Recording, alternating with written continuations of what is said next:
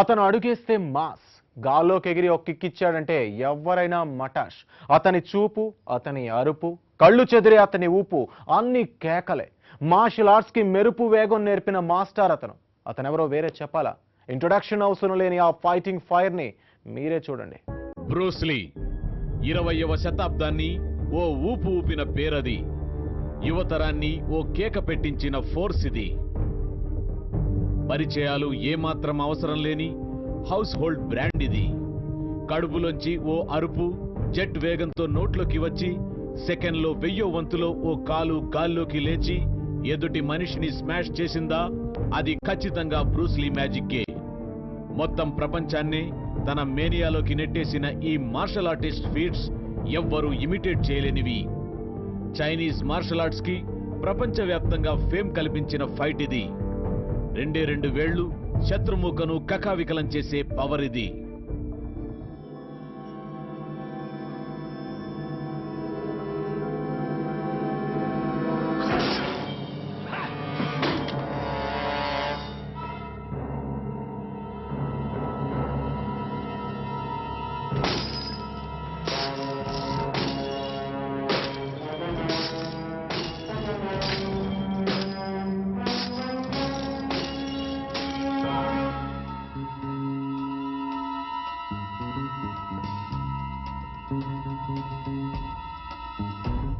Martial arts కి care of address Bruce లీయే.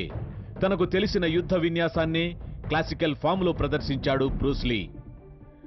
దాన్నే science గా ఎస్టాబ్లిష్ చేశాడు. బతికింది 3 పదులే అయినా 100 తరాలకు సరిపడా ఖ్యాతిని సంపాదించాడు. 20వ శతాబ్దంలో బ్రూస్ లీని అనుకరించని కుర్రాడే లేడంటే అతిశయోక్తి కాదు. కయ్యా కుయ్యామంటూ కుర్రాళ్లు అరుస్తూ ఎగిరెగిరి గోడలను తన్నుతూ బ్రూస్ లీ అయిపోయామని ఆనందించిన సంఘటనలు కోకొల్లలు.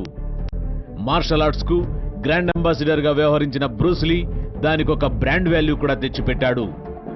ఒకప్పుడు చైనాకే పరిమితమైన మార్షల్ ఆర్ట్స్ కు వరల్డ్ వైడ్ మార్కెట్ తెచ్చిపెట్టాడు.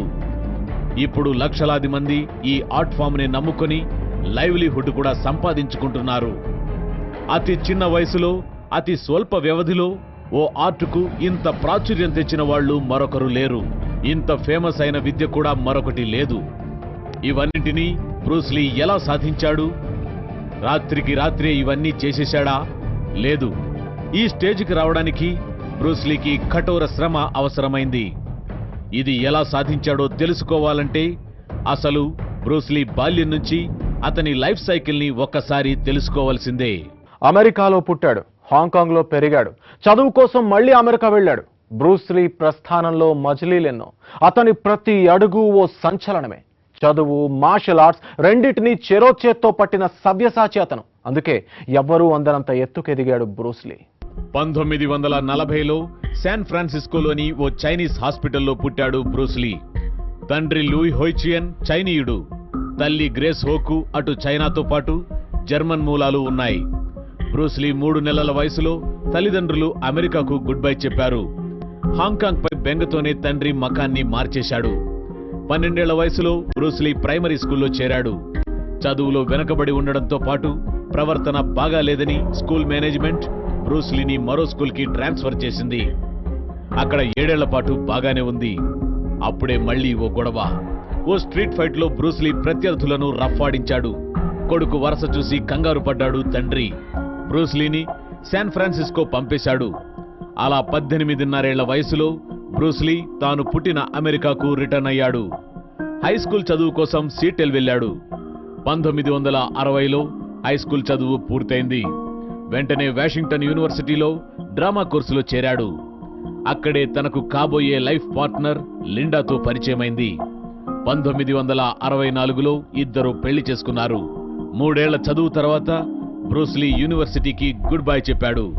చదువైతే వదులుకున్నాడు గాని అదే మరో గొప్ప విద్యలో అతన్ని యూనివర్స్లోనే శిఖరాగ్రాన నిలబెడుతుందని ఆనాడెవ్వరూ ఊహించలేదు. కరాటే, కుంఫు ఫైట్లంటే కేవలం ఆరవడం, ఎగరడం కాదు, మెరుపు వేగంతో కదలాలి, సింహంలా ఉరకాలి, శత్రువుపై అటాక్ చేయాలంటే కండలు పెంచాలి అన్నీ తెలుసు కాబట్టే యుద్ధాన్ని ఓ సైన్స్లా అవపోసన పట్టాడు బ్రూస్ లీ. తాను మార్షల్ సైంటిస్ట్ గా అవతరించాడు. చదువుకు ఫుల్ స్టాప్ పెట్టింది బలాదుర్గా తిరగడానికి కాదు, ఓ లక్ష్యంతోనే బ్రూస్లీ ఈ డెసిషన్ తీసుకున్నాడు. ఆ నిర్ణయమే తర్వాత ప్రపంచాన్ని ఓ ఊపు ఊపింది. హాంకాంగ్ నుంచి అమెరికాకు రావడానికి ముందు బ్రూస్లీ చాలా యాక్టివిటీస్లో పాల్గొన్నాడు. అందులో కుంగ్-ఫూ ఒకటి. కుంగ్-ఫూలో ట్రైనింగ్ తీసుకున్నాడు. నిజానికి దీన్ని గుంగ్-ఫూ అనాలి. బాక్సింగ్లోనూ శిక్షణ పొందాడు. అది మామూలుగా కాదు. 18 ఏళ్ల వయసులోనే ఓ బాక్సింగ్ ఛాంపియన్షిప్లో ఏకంగా డిఫెండింగ్ ఛాంపియన్నే ఓడించాడు. అది బ్రూస్లీ పంచ్ అంటే. ఈ బ్యాక్గ్రౌండ్తో అమెరికా వచ్చిన బ్రూస్లీ కొంతకాలం మార్షల్ ఆర్ట్స్లో ట్రైనింగ్ ఇచ్చాడు. అయితే పర్ఫెక్షనిస్టులకు ఓ పట్టాన తృప్తి ఉండదు.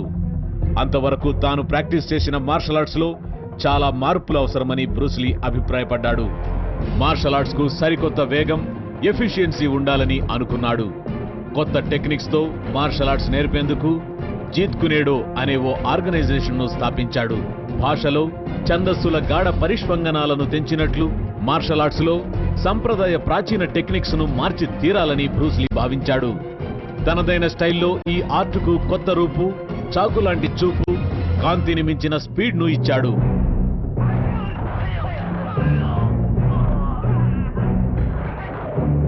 కుంగ్-ఫూకు ఇలా ఓ కొత్త ఒరవడినిచ్చిన బ్రూస్లీ 3 శిష్యులకే ట్రైనింగ్ ఇచ్చాడు. వాళ్లలో ఒకరు వేలాది మందికి బ్రూస్లీ స్టైల్ మార్షల్ ఆర్ట్స్లో ట్రైనింగ్ ఇచ్చారు. వీళ్లతో పాటు వరల్డ్ టాప్ కరాటే ఛాంపియన్స్ చక్ నోరిస్, జో లూయిస్, మైక్ స్టోన్లు బ్రూస్లీ శిష్యులే.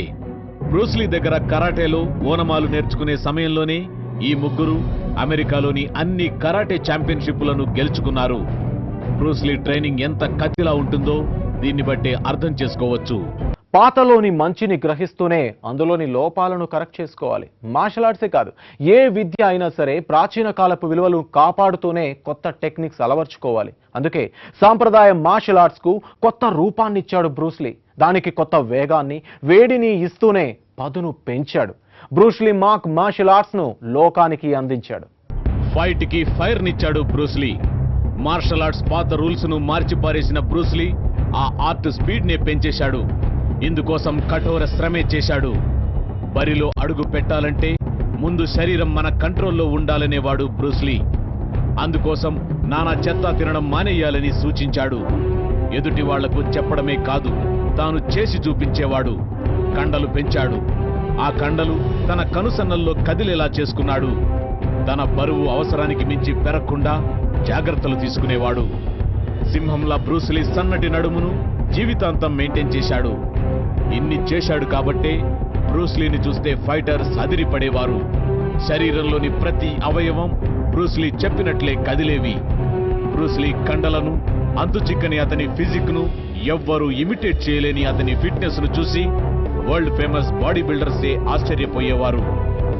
ఎవరో ఎందుకు కొండల్లాంటి కండలతో వెండితెరపై వెలిగిపోతూ ఈ తరం కుర్రకారును ఉర్రుతొలగిస్తున్న హాలీవుడ్ నటుడు ఆర్నాల్డ్ శ్వార్జ్నెగ్గర్ ఓ సందర్భంలో మాట్లాడుతూ ఈ సృష్టి మొత్తంలోనే బ్రూస్లీని మించిన పర్ఫెక్ట్ ఫిజిక్ మరొకరికి లేదని, ఇక రాదని ఒప్పేసుకున్నాడు.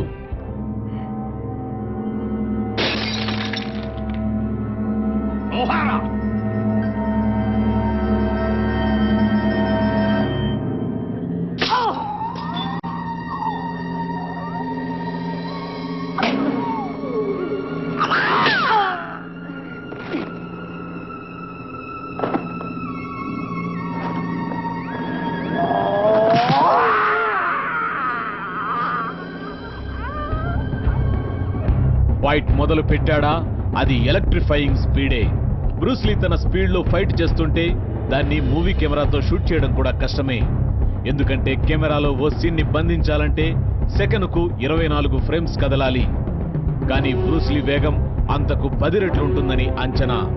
కేవలం 2 వేళ్లపైనే మొత్తం శరీర బరువును ఆంచి పుషప్స్ తీయడంలో బ్రూస్లీ నేర్పరి. చాలా కష్టమైన ఫీట్ ఇది.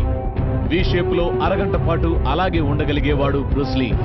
10 నిమిషాలు ఇలా ఉండడమే చాలా కష్టం. ఇక లీ చేతివేళ్లు ఎలా ఉంటాయంటే అవి ఉక్కు ఊచలే.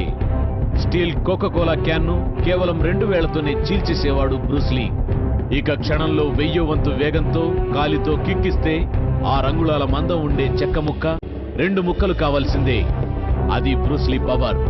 అందుకే మార్షల్ ఆర్ట్స్ పుట్టి ఎన్నేళ్లైనా అందులో ఎంతమంది మాస్టర్లుగా రాణించినా బ్రూస్లీ పేరును మాత్రం ఎవ్వరూ రీప్లేస్ చేయలేకపోయారు. ఎంత ఎదిగినా కొందరి కాళ్ళు నేల మీదే ఉంటాయి, కళ్ళు ఉండాల్సిన చోటే ఉంటాయి. అందుకే ఎంతగా పాపులర్ అయినా బ్రూస్లీ ఫిలాసఫీని మర్చిపోలేదు. తాను గుర్తుంచుకోవడమే కాదు, 10 మందికి 4 మంచి మాటలు చెప్పాడు. గొప్పలకు పోయి గొప్పవాళ్లను అనుకరించవద్దన్నాడు. మీలో కోపాన్ని మొగ్గలోనే తుంచేయండని సలహా ఇచ్చాడు బ్రూస్లీ. ఫైటరే కాదు, గొప్ప ఫిలాసఫర్ కూడా. బ్రూస్లీ ఏం చేసినా పర్ఫెక్టే, ఏం చెప్పినా కట్ త్రోటే. నాంచడాలు మొహమాటాలు ఉండవసలు. సినిమాలు మార్షల్ ఆర్ట్సే కాదు, బ్రూస్లీకి ఇష్టమైనది ఇంకొకటి ఉంది. అదే ఫిలాసఫీ. వాషింగ్టన్ యూనివర్సిటీలో చదివిన 3 ఏళ్లలోనూ బ్రూస్లీ ఇంట్రెస్ట్గా స్టడీ చేసింది ఈ సబ్జెక్ట్నే. ఇండియన్ ఫిలాసఫర్ జిడ్డు కృష్ణమూర్తి రచనలను బ్రూస్లీ చాలా శ్రద్ధగా చదివేవాడు. టావోయిజంతో పాటు బౌద్ధాన్ని స్టడీ చేశాడు. అయితే బ్రూస్లీకి మతాలు లేవు. తన స్టూడెంట్స్కు కూడా మార్షల్ ఆర్ట్స్తో పాటు ఫిలసాఫికల్ టిప్స్ కూడా ఇచ్చేవాడు. ఏదో ఒక రూపానికి ఫిక్స్ అయిపోకండి, నీళ్లలా ఏ పాత్రలో పోస్తే ఆ రూపంలో మారాలి, అలా ఫ్లెక్సిబుల్గా ఉంటేనే ఆటలో గెలుస్తాం అనేవాడు. నువ్వు నీలాగే ఉండు, నీలాగే మాట్లాడు, నీ మీదే నమ్మకం ఉంచుకో, అంతేగాని ఎవరో సక్సెస్ అయిన వారిని చూసి ఇమిటేట్ చేయాలని అనుకోవద్దు అని సున్నితంగానే హెచ్చరించేవాడు. తొందరగా కోపం వచ్చిందంటే అది అంతే తొందరగా మిమ్మల్ని దెబ్బతీస్తుందని మరిచిపోవద్దు అని బ్రూస్లీ అడ్వైజ్ ఇచ్చేవాడు. హార్డ్ కోర్ ఫైటర్లో ఇంత గొప్ప ఫిలాసఫర్ ఉన్నాడని చాలా మందికి ఇప్పటికీ తెలియదు. సీక్రెట్ లో షార్ట్ బ్రేక్ తీసుకుందాం. బ్రేక్ తర్వాత అసలైన సీక్రెట్ చూద్దాం.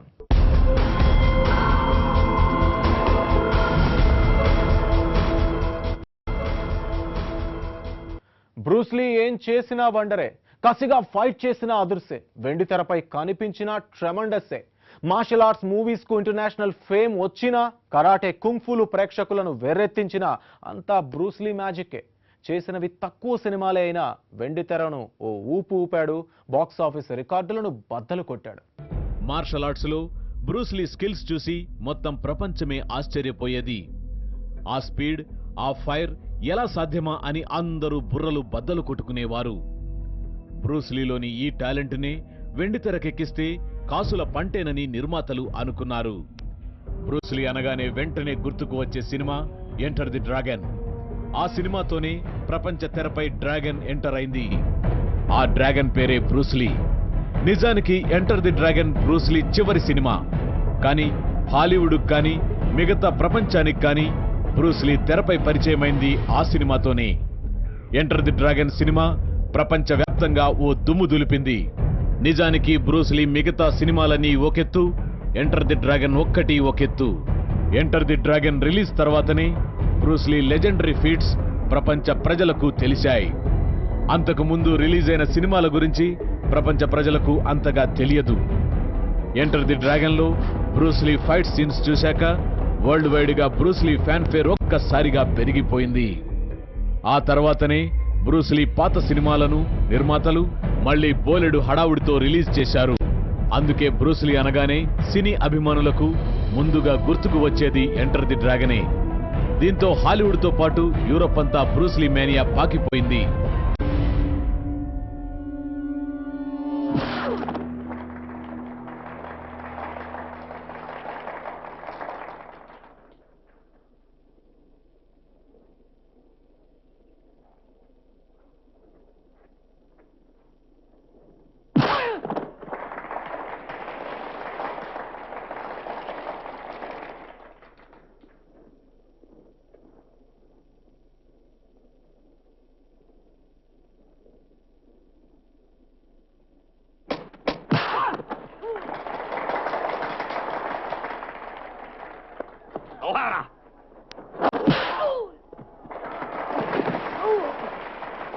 పద్దెనిమిదేళ్లు వచ్చే వరకు హాంకాంగ్లో చిన్న చితక వేషాలు వేశాడు బ్రూస్లీ.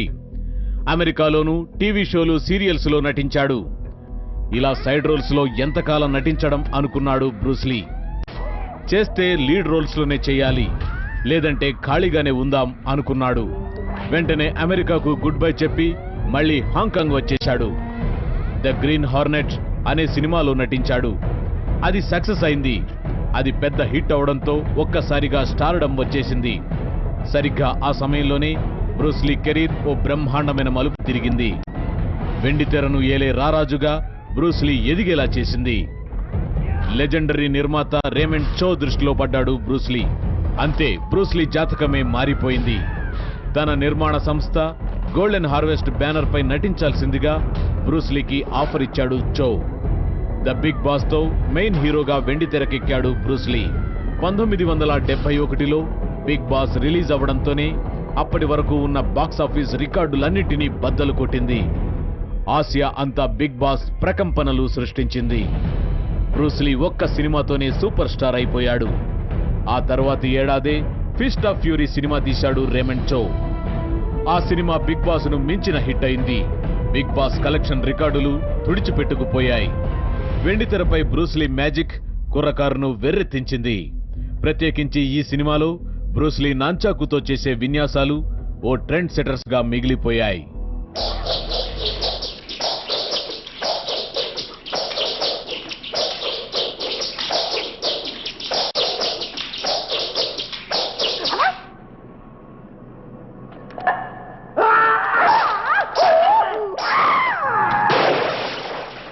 ఈ సినిమా తర్వాత ప్రపంచవ్యాప్తంగా నాంచాకుల విక్రయాలు ఒక్కసారిగా పెరిగిపోయాయి.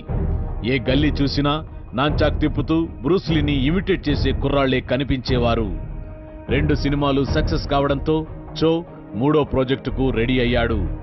వే ఆఫ్ ది డ్రాగన్ పేరిట రూపొందించిన సినిమా చో గోల్డెన్ హార్వెస్ట్ కు బంగారు పంటే పండించింది. ఇదే మన దేశంలో రిటర్న్ ఆఫ్ ది డ్రాగన్ పేరుతో రిలీజ్ అయింది. ఈ సినిమాలో తన శిష్యుడు వరల్డ్ టాప్ కరాటే ఛాంపియన్ చక్ నోరిస్ కు ఓ వేషం ఇప్పించాడు బ్రూస్లీ. ఈ సినిమా ఫైనల్లో నోరిస్ బ్రూస్లీల మధ్య జరిగే ఫైటింగ్ సీన్ మార్షల్ ఆర్ట్ సినిమాలన్నింటిలోకి గొప్పదిగా క్రిటిక్స్ ఆకాశానికెత్తేశారు. బ్రూస్లీ తన సినిమాలన్నింటిలోనూ ఈ ఫైట్ సీన్ అంటే ఇష్టపడేవాడు. బ్రూస్లీని హాలీవుడ్ కు పరిచయం చేయాలని వార్నర్ బ్రదర్స్ సంస్థ ముందుకు వచ్చింది. చాలా మంచి ఆఫర్ కావడంతో రేమండ్ కూడా తన సినిమా షూటింగ్ ను పక్కన పెట్టి బ్రూస్లీని హాలీవుడ్ ప్రాజెక్టుకు ఒప్పుకునేలా చేశాడు. ఎంటర్ ది డ్రాగన్ పేరుతో తీసిన ఆ సినిమా షూటింగ్ మొత్తం పూర్తయింది. మరో 6 రోజుల్లో రిలీజ్ అవుతుందనగా బ్రూస్లీ మిస్టీరియస్ గా చనిపోయాడు. బ్రూస్లీ చనిపోయాక అతను కొద్ది సీన్లలో నటించిన గేమ్ ఆఫ్ డెత్ సినిమాను బ్రూస్లీ పోలిన మార్షల్ ఆర్టిస్ట్ తో పూర్తి చేశారు.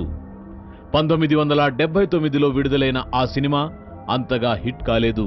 బ్రూస్లీ ఎదురుగా నిలబడ్డానికి ఎంత పెద్ద ఫైటర్ అయినా భయపడతాడు.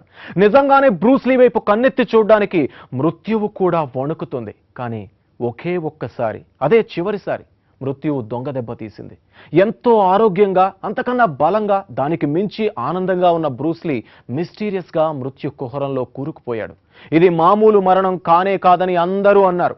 మరి మహావీరుని మరణం వెనక సీక్రెట్ ఏమిటి? పదండి అదేంటో తేల్చుకుందాం. తన విన్యాసాలతో ప్రపంచాన్నే శాసించిన బ్రూస్లీ అనుమానాస్పదంగా మరణించాడు. బ్రూస్లీ మరణంపై ఇప్పటికీ సమాధానాలు లేని ప్రశ్నలు ఎన్నో. బ్రూస్లీని వెండితెర వేలుపుగా మలిచిన నిర్మాత రేమండ్ చో, ఫిస్ట్ ఆఫ్ ఫ్యూరీ దర్శకుడు లో వీల పాత్రలపైన అనుమానాలున్నాయి. బ్రూస్లీ మరణం సీన్ నుంచి కొంచెం వెనక్కి వెళ్తే 1973 మే 10న గోల్డెన్ హార్వెస్ట్ స్టూడియోస్ లో ఉన్నాడు Bruce Lee. Enter the dragon cinema dubbing work జరుగుతుంది. ఒక్కసారిగా బ్రూస్లీ లుంగలు చుట్టుకుంటూ కింద పడిపోయాడు.